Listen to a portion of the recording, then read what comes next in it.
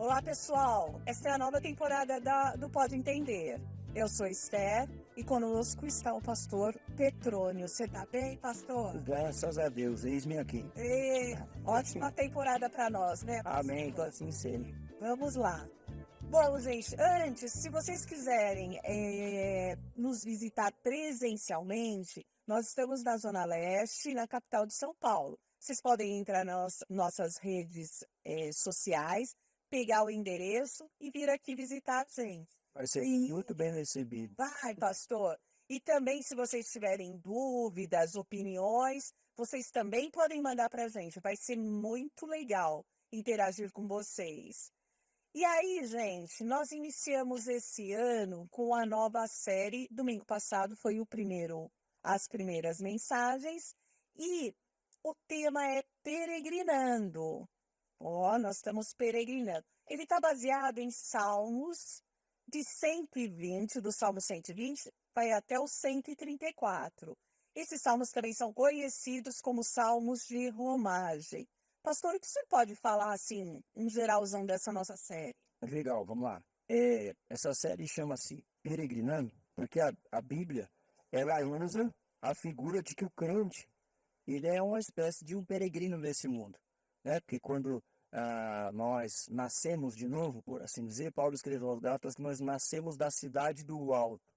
Então é como se nós vivêssemos nesse mundo, mas não tendo nossas raízes nesse mundo, assim, porque a ideia é que nós morremos e nascemos de novo, ressuscitamos com Cristo. Mas o fato é que Jesus mesmo diz que aqueles que seguem a Ele são como pessoas que andam na contracultura desse mundo, na contramão do mundo. Então são como estrangeiros, estão no mundo, mas não são do mundo. Então a figura bíblica para o peregrino é isso. O que eu pensei? O nosso tema anual aqui na igreja é santidade no mundo. Então, a santidade no mundo, para mim, fala sobre esses desafios diários que a gente tem para enfrentar na sociedade, no mundo em que nós vivemos, no lugar onde a gente trabalha, né, na escola em que nossos filhos estudam, no conteúdo que a gente acessa pela internet. Tudo isso se apresenta, às vezes, como grandes desafios para a nossa fé. Então, são formas de exigirem nossa santidade, exercitar a nossa santidade. Então eu pensei, bom, qual seria uma boa série para pegar o tema anual, né, e trazer verdades bíblicas de modo prático para a igreja, né? Eu pensei, poxa, os salmos de romagem, porque os salmos de romagem, eles são uma coletânea de cânticos, vamos dizer assim, que o povo de Israel cantava enquanto peregrinava, enquanto viajava, né? Tinha as festas anuais para ir para o templo de Jerusalém e tudo mais. E a playlist da viagem eram esses cânticos, né? Os cânticos de romagem. Então, poxa, vai ser muito legal trabalhar em cima disso, né? Sobre a ideia de peregrinar e tudo mais, de que nós estamos de passagem, que nós estamos em viagem. Então, como é que o povo de Deus canta enquanto está viajando, né? O que o povo de Deus ora enquanto está peregrinando? Então, é mais ou menos por aí que essa série ela acontece, e a gente começou ela no último domingo aí. Então, quer dizer que esse personagem aí, peregrino, somos nós, pastor? Exatamente. A gente vai ter que ouvir essas mensagens, olhar para esse texto e se enxergar essas histórias. E aí, você fala um pouco sobre, na verdade, o Salmo 120, que foi o primeiro que você usou, e começa assim, em minha angústia, clamei ao Senhor e ele respondeu a minha oração. Já dá a entender que o peregrino, ele clamava, mas ele sabia que ele ia ter uma resposta. Às vezes a gente ora e fala, Leão, não sei se foi respondido, não é? Parece que está falando sozinho, né? É. Que é isso hoje pra gente? E eu vejo que fortalece a gente quando a gente lê esse salmo. Eu conversei também com algumas pessoas depois da mensagem. E aí? E uma pessoa me falou assim, ai, nossa, eu amo salmos. E assim, essa questão de peregrino, de eu me ver ali sendo peregrino, me deixa muito feliz, porque eu entendo mais o que está acontecendo ali. Legal. Então, acho que também esse é o objetivo, né, pastor? Sim, Com certeza. A ideia é que a mensagem não acabe no domingo, né? É que na segunda-feira o Espírito nos faça lembrar daquilo que a gente ouviu, né? E colocar em prática, né? Então, Então, assim, é natural que a vida do peregrino, ela é marcada por angústias, por aflições, por decepções, né? Que foi uma coisa que eu trabalhei muito no sermão, porque me parece muito que o peregrino do Salmo era alguém que estava muito decepcionado, porque ele fala assim, poxa, eu quero paz, eles querem guerra, eles falam mal de mim. Então, assim, ele tá. Por que, que para mim tem um tom de decepção? Porque ele esperava que as pessoas não falassem mal dele. Né? A gente não sabe exatamente quem é o autor. Alguns comentaristas arriscam em dizer que é de Davi, o Salmo. Eu não sei, eu não estou muito certo disso. Mas se for Davi, esses comentaristas que defendem que é Davi, defendem porque tem o episódio em que Davi está sendo muito perseguido e difamado e tudo mais, ainda no tempo de Saul, assim. Então, pode ser que essa calúnia e essa difamação esteja atrelada a isso. Mas o ponto ali é que a gente se identifica com aquilo, porque nós vivemos muito angustiados nessa viagem, nessa peregrinação. Há muitas coisas que acontecem no nosso dia a dia que apertam o nosso peito. Uma notícia ruim, uma resposta atravessada, né? A insegurança. A gente mora em São Paulo. São Paulo é hostil, é inseguro. São Paulo é uma cidade muito acelerada, muito acalorada, muito apressada, né? Aqui eu ouvi um dia desses um artista contando numa entrevista que ele recebeu uma ligação de um amigo, e é carioca, o cantor é paulista, mas o amigo dele é carioca. E ele estava na academia treinando e o amigo ligou para ele, simplesmente para falar, e aí, tudo bem? Aí ele, tudo bem, né? E aí ele, não, legal, só para saber, dizer para você que eu te amo ele. Ele falou, estranho é isso, em São Paulo a gente não tem isso. A gente liga e manda mensagem para falar o que tem que falar, né? Então a gente vive assim. E essas coisas, elas pressionam a gente, né? nos afligem, nos pressionam, nos angustiam, né? Então é natural que, como eu disse no sermão, ao pôr o pé nessa estrada, o peregrino se veja angustiado. A grande questão, a grande tônica do sermão é o que é que você faz na angústia, né? O que que você faz quando a decepção te visita, quando as aflições te pressionam, né? E aí, E aí a gente fala e fala, pula pro próximo e fala, eleva os meus olhos aos montes. que é a mesma ideia, né? O peregrino lá do Salmo 120, ele diz, na minha angústia eu clamo ao Senhor, porque eu estou certo e que ele vai me responder, porque ele me ouve, né? Agora, o Salmo 121, que foi o sermão da noite, que também está dentro da mesma ideia, como a gente comentou aqui, fora do ar, né? Que você foi lá pesquisar e percebeu que os salmos vão ter tem sempre uma terminologia, né? Sempre uma sequência de três ali. Interessante que a gente está estudando Apocalipse, entendendo lá os números, lá, 3 e 7. Exatamente. Mas, assim, o Salmo 121, eu acho que o Salmo 121, ele tem muito mais símbolos e elementos dessa vida do peregrino que dá para a gente tratar mais e tentar propor algum tipo de vida prática. A gente também estava falando sobre a questão de hábitos, né? De disciplina. Eu acho que isso é uma coisa muito, né? Que às vezes você pega uma coisa e aquilo vira o seu estilo de vida, né? Nós estávamos conversando. Mas antes de você falar isso, eu quero então lembrar o pessoal. Quarta-feira a gente está transmitindo novamente os nossos estudos e a gente está estudando o Apocalipse. Então, quem não puder vir, né, conecta lá com a gente e vê aí os nossos estudos. Vai ter muita coisa boa nesses estudos, gente. Vamos lá, pastor. E aí, essa coisa de hábito? O legal é que eu deixei nas entrelinhas essa coisa do hábito, né? Porque eu resumi o sermão da noite em em três imperativos, vamos dizer assim, em três coisas que você deveria fazer, inspirado pelo Salmo 121, né? Fortaleça suas convicções, pregue a si mesmo e confie no Senhor. O pregue a si mesmo eu achei eu fiquei pensando, tô pensando até agora. Ó, por que fortaleça suas convicções? Porque às vezes você crê que Deus é soberano, que Deus está no controle de tudo, que Deus te ama, que Deus vai fazer o melhor.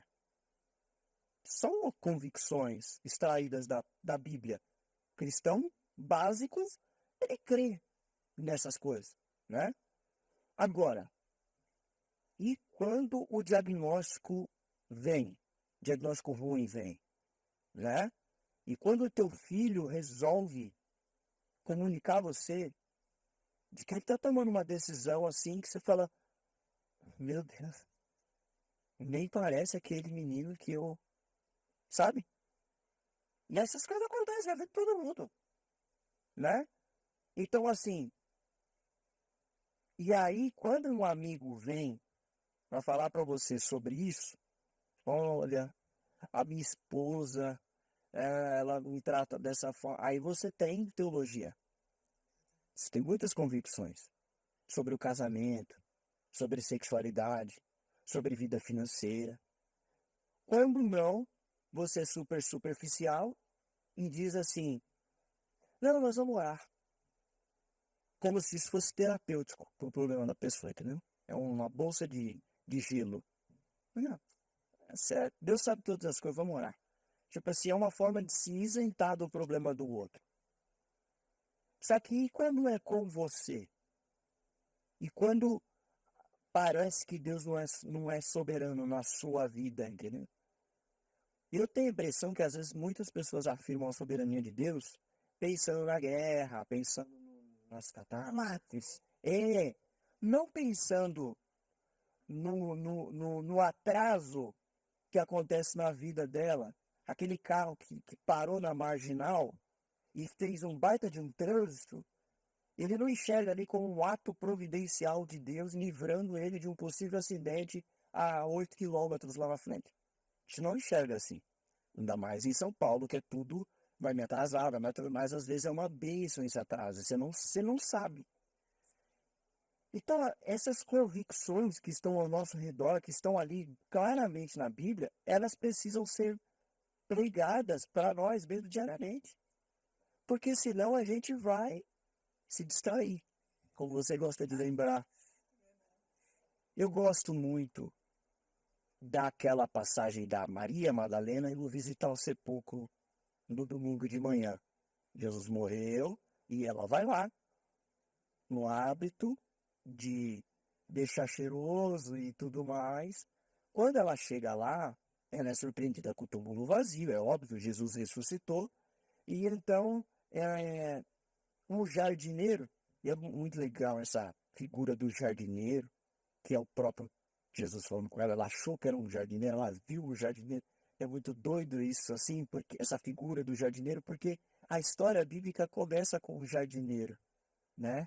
O jardim do Éden, Adão sendo colocado ali para cultivar e guardar o jardim, e ele fracassou, mas o novo Adão, né? Ainda é o jardineiro, essas Nuances que a gente não, às vezes não consegue. passa batida, você acha que é só mais uma figura, mas não é, né? É uma sombra que agora está esclarecida. Mas ali a figura de Jesus no jardim para dar notícia para aquela mulher, ressuscitou, ele não está mais aí, o anjo diz, né? Porque você procura entre os mortos quem vive está. E aí ele diz assim para ela, você não se lembra que ele disse que ressuscitaria? Aí o texto diz, lá em Lucas diz assim, e ela se lembrou. Então, às vezes, Esther, eu sinto que falta esse exercício para nós. Se lembrar. E a gente também estava conversando sobre como a gente pode lembrar, né? E você comentou sobre Cristo levantando pela manhã, indo lá falar com o pai dele. Então, também isso a gente tem que fazer. A gente precisa conhecer os, né? Tem um livro do autor que eu gosto muito, o Dietrich Bonhoeffer, que é alemão. Ele tem um livro, um dos livros dele chama Vida em Comunhão. é muito sobre essas questões dos hábitos, das disciplinas espirituais, que é uma linha que eu amo muito, né? Deixasse eu ficava aqui falando disso 5 horas sem parar. Mas nesse livro, Vida em Comunhão, tem um capítulo lá que eu falei assim, eu nunca tinha pensado nisso. Ele põe assim, por que você deveria orar todo dia de manhã? Aí fala, porque Jesus ressuscitou de manhã. Pois é, por que eu deveria orar meio-dia na hora do almoço? Aí diz, porque ele foi crucificado, no nosso relógio seria em torno do meio-dia, né? Lá é outro horário, né, que o texto põe, mas equivale ao nosso meio-dia. É meio-dia, o céu escureceu, tal, e Jesus orou na cruz. Ele dá, assim, situações da vida de Jesus que poderiam nos lembrar, né? É, horários de oração, assim, por assim dizer. Por que eu tenho que orar de manhã? Porque Jesus levantava cedo. Por que eu teria que orar, né? Porque, poxa, quando ele morreu na cruz, por mim foi meio-dia.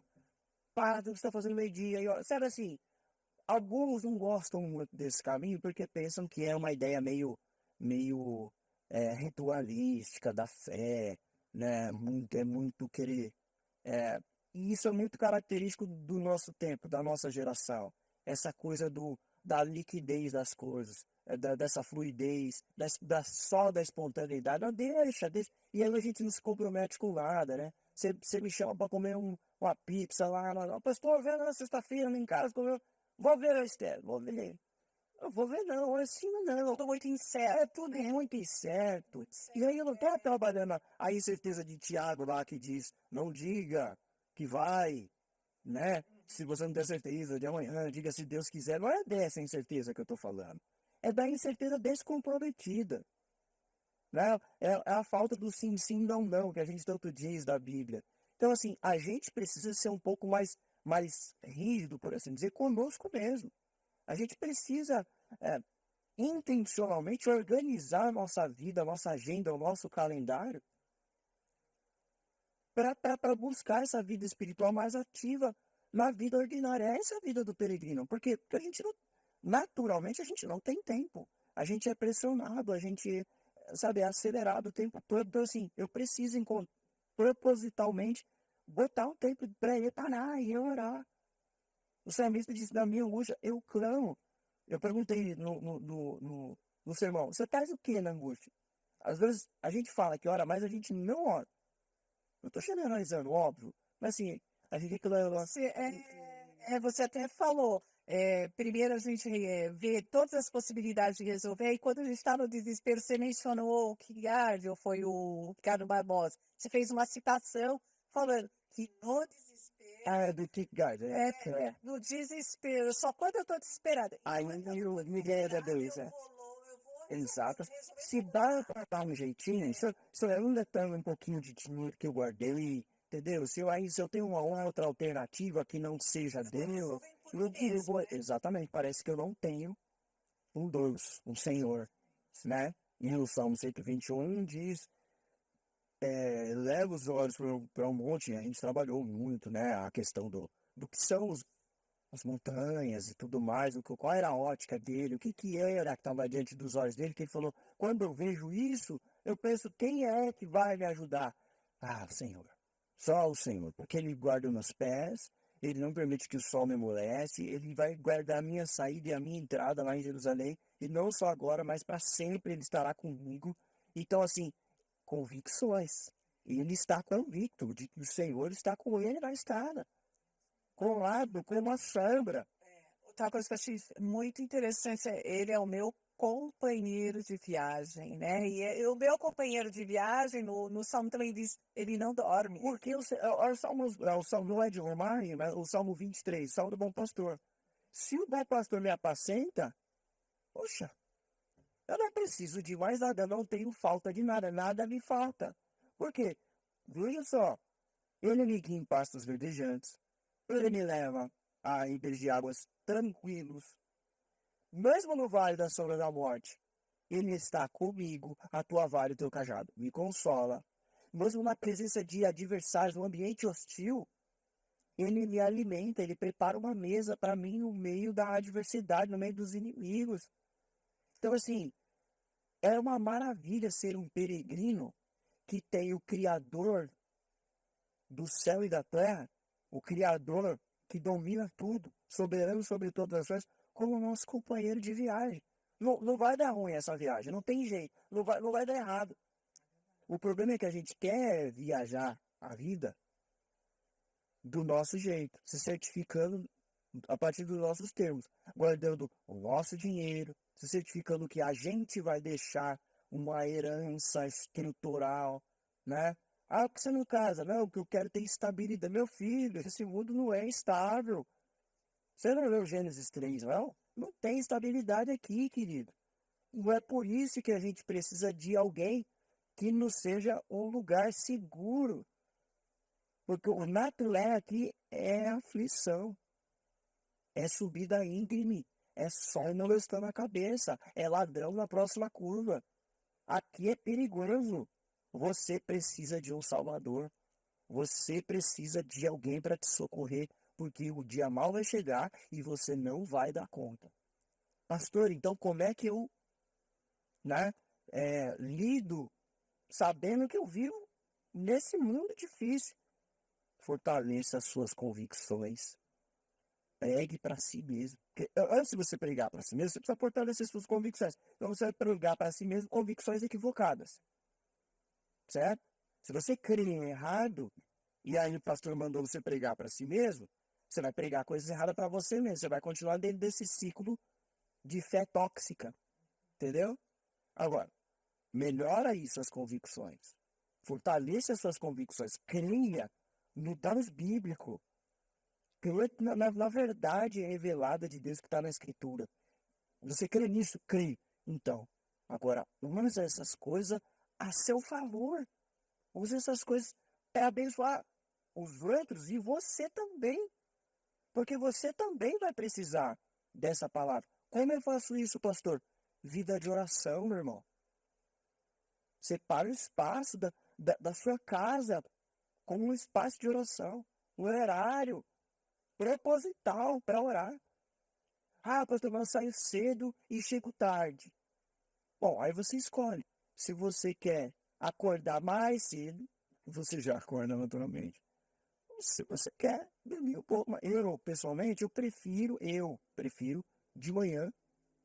A primeira coisa a se fazer ao acordar é ter o meu tempo pessoal, espiritual, devocional com Deus. Por quê? Porque para o meu coração eu estou dizendo assim, a coisa mais importante é Deus. É a primeira coisa que eu faço no dia, não vai ser a última coisa. No dia, ele parte a partir do meu diálogo com Deus, da minha comunhão com Deus. É daqui que eu começo, né? A gente precisa olhar para o domingo não como final de semana. A gente tem essa mania, né? Ah, tá chegando o final de semana, sábado e domingo. Final de semana é sábado. Domingo é o começo da semana. E olha que bênção. Os cristãos têm o seu Shabá, o dia do Senhor, no domingo, no primeiro dia da semana. Então nós começamos a semana na presença de Deus. Então essas coisas podem começar a ser hábitos saudáveis que vão educando o nosso coração. Assim como uma dieta que você faz para emagrecer, né? Você precisa começar a assimilar a vida espiritual a partir de hábitos, de disciplinas, de leitura bíblica, de oração e por aí vai. E às vezes as pessoas pensam que, nossa, ele tem que parar 1 hora para fazer isso, né? Às vezes o versículo do primeiro dia da semana lá da pregação, você vai lá, tem ele, e vai, reflete, pensa e prega para você mesmo. Esther, por que o Pode Entender discute o sermão de domingo? Justamente para o seu auxílio nisso, lá pela Igreja Festa, o auxílio de meditação. Porque o que foi pregado no domingo, entendeu? Vai ser discutido na terça-feira no pequeno grupo e vai ser falado no programa que vai ao ar no decorrer da semana, no Pode Entender. Então você fica a semana toda não deixando esquecer, se lembrando do que foi falado. E isso pode suscitar o quê? Mais curiosidades. Vou visitar melhor o texto. Vou ler um pouco mais esse texto. vou procurar um pouco. E hoje a gente tem uma porção de materiais e de coisas, de livros teológicos, de bíblias comentadas, né? Canais no YouTube, a acessibilidade ao pastor para conversar, para manter essa chama acesa, para manter essa vida espiritual ativa. Porque senão, na segunda-feira, acabou o trânsito, o chefe chato, né? Os problemas da vida, os boletos, Tudo nos tira do foco. tudo é contrário, forças contrárias. Essa é a vida do peregrino. Vida em meio a decepções. Ele caminha com montanhas na estrada, obstáculos, dificuldade. É um caminho difícil, não é fácil ser peregrino nesse mundo. Então você precisa se nutrir, se armar. Você precisa fazer uma boa bagagem para seguir essa viagem aí. Você precisa colocar as coisas certas nessa bagagem, senão na metade do caminho você vai sentir necessidade, você vai sentir sede, você não tinha água, você vai sentir fome, você não tinha pão. Entende? Então, o que é isso? Eu estou usando figuras de linguagem, mas o que é isso na vida prática? É essa vida de oração, é essas amizades que te ajudam nisso. Amigos, amigos crentes, não só para você não ter amigos mundanos, não crentes. Você pode ter amigos não crentes. Mas Jesus sentava com os pecadores. O Salmo 1 diz que o problema lá do varão bem-aventurado não é que ele não tem amizade com os escarnecedores, não é isso. É que antes ele tem o seu prazer, o que move o seu coração, de fato, não são as conversas dos escarnecedores, mas é a lei de Deus. E ele tem tanto prazer na lei de Deus que nela ele medita de dia e de noite. Sua cabeça está ocupada, seu coração está ocupado. A palavra diz, né, que a tua boca fala do coração que tá dentro. Assim. O coração Então está você é um influenciador, você não é um Os olhos são a candeia da alma. Então a gente precisa ter cuidado com as conversas que a gente tem, com as músicas que a gente ouve, os livros que a gente lê, os filmes que a gente né, pastor, que a gente passa fazendo essas coisas. Poxa, a rede social hoje ela pode ser uma bênção, mas ela pode ser uma baita de uma armadilha. Ela prende a galera. Ela gera ansiedade por causa da comparação que se faz. Você segue um influenciador lá que tem um monte de carro, você não tem nenhum. E aquilo, né? As mulheres que têm um problema, por exemplo, com a imagem, a autoestima, muito ligada à imagem. Então ela segue aquelas blogueiras lá que faz uma porção de procedimento estético, né? E finge ali na câmera um tipo de vida que você não tem e talvez nunca vai ter. E ela olha no espelho e fala, eu não sou feliz porque eu não sou igual a fulano. Então, começa a sair Ansiedade, depressão, outras doenças, né? Porque de repente começa a entrar uma anorexia, uma bulimia, um consumismo, porque você começa a querer, né? Aí começa a vir outros pecados que a gente comentou aqui, a preguiça, porque aquilo te consome tanto o seu tempo, você não tem coragem de levantar para fazer coisas que você deveria fazer. Ou a louça fica lá e você não lava a louça, entendeu? A procrastinação é outro pecado. Deixar para depois eu faço. Quando vê, tá em cima da hora. Organiza seu tempo. faz as coisas mal feitas, né? Relaxadamente. Por quê? Porque a vida é corrida? Não. Porque você não se organizou. Porque você não se preparou para a viagem. Você não fez as malas. E aí, quando você foi para a estrada, antes, já vai acontecer isso? Putz, não trouxe chinelo. Putz, não trouxe cueca. Né? Ai, cara, eu esqueci a escova de dente. Coisas ordinárias, corriqueiras. Mas que por um lápis, por uma distração, a gente não colocou na bagagem, uma coisa que eu vou usar. Então, vigiar é isso, é manter a atenção na estrada, é prestar atenção aos sinais, às placas, a sinalização, a advertência. Opa, vai vir uma lombada, tem uma montanha daqui 500 metros, como é que eu me preparo para a chegada da montanha? E quando a montanha é inevitável, o que eu faço? Eu olho para a montanha e sei, o Senhor está comigo, calma, vai passar. Convicção fortalecida. Então, assim, veja, é um ciclo de alimentar-se da palavra de Deus, é um fortalecimento das convicções, é pregar para si mesmo, é meditação, é vida de oração, é a comunhão, é as conversas com irmãos que nos encorajam, que nos exortam, que nos chamam ao arrependimento, que nos melhoram. E assim, a vida do peregrino é isso aí, porque se a gente se render, a gente está perdido nessa estrada. Tem muitos ventos contrários, muitas decepções, nem todos os amigos são legais, nem todos os cônjuges são fiéis, sabe? Nem todo filme vai ensinar para mim um valor bíblico, né? Então eu preciso estar atento aí. Ok.